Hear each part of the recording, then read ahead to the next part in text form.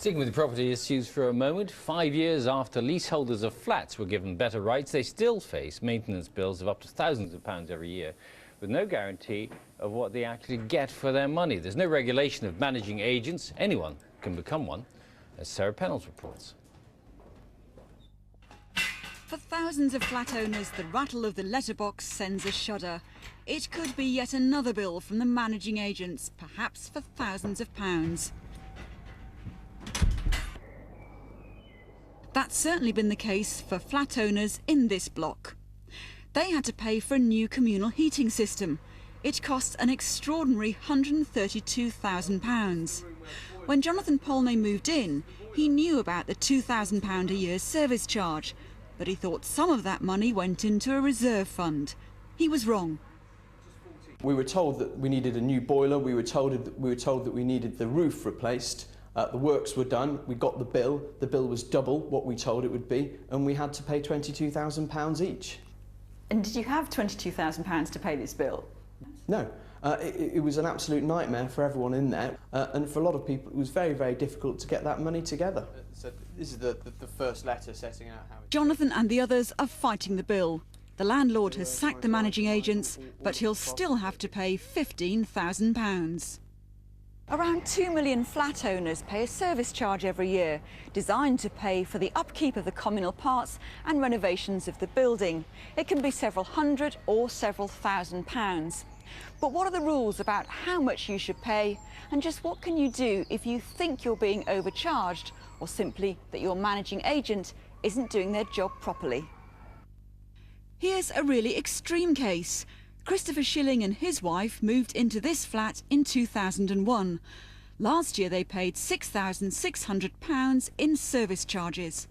They say it's been hard to find out exactly what the money's been used for.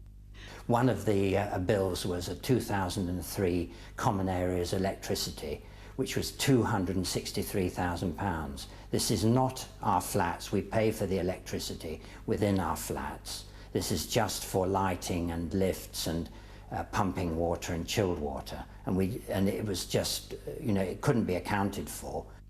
Some, including this solicitor, think it's time for a change. The industry needs a complete overhaul. They cannot allow any person just to set up a managing agent and say, I'm going to start collecting ground rents and service charges. The managing agent's professional body admits there are problems. Well, tragically, there aren't any requirements for qualifications or regulation, and anybody can set themselves up as a managing agent. We've been lobbying the government for a long time now for statutory regulation, but they seem to have ignored that. The government says it's given flat owners better protection from high bills than ever before, but says it has no plans to licence managing agents. Sarah Pennells, BBC News. Well, Nick Shulman is founder of News on the Block, a publication for flat owners. Morning, Nick. £6,600 in charges. I mean, it's amazing, isn't it? Some of these amounts in service charges are extremely high, that's true. If you're a flat owner and you're facing that kind of bill, how can you get to the agent and say, look, I want to see what the breakdown is here? Can you do that? Yeah, there are rights within the law which allow you to challenge the service charge. If you think that it's too high, then you could consider varying the lease. Alternatively, where major works are considered, then there is a consultation process which should be gone through. And finally, if you're really unsatisfied with the amount of the charge, you consider a more drastic option, such as exercising a right to manage or even buying the freehold to your block. Right. Normally, this is common hold law, isn't it? Some of it is contained in the common hold legislation. Which came in a couple of years ago, but hardly anybody seems to have taken that up. Why is that? Absolutely. Well, there's some problems with the legislation. For existing flat owners, it's very difficult to convert your building to a common hold, and there's no incentive for developers to build common hold. In fact, News on the Block held a conference last week in association with the Ministry of Justice, isolating these problems. I'm pleased to say that there's going to be a consultation paper coming out at the end of the summer, and hopefully the legislation will be improved as a result of that. So you think this is an important an issue as, say, something like home information packs, which we were discussing a moment ago? Absolutely. I'm glad that you brought that up, because in terms of implementation of housing policy, the way Common Hold has been implemented could be considered at least a bigger disaster as home information packs. Okay, Nick Shulman, thank you very much. Thank you.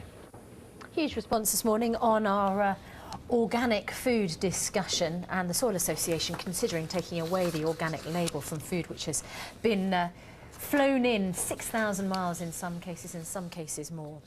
Yep, this is from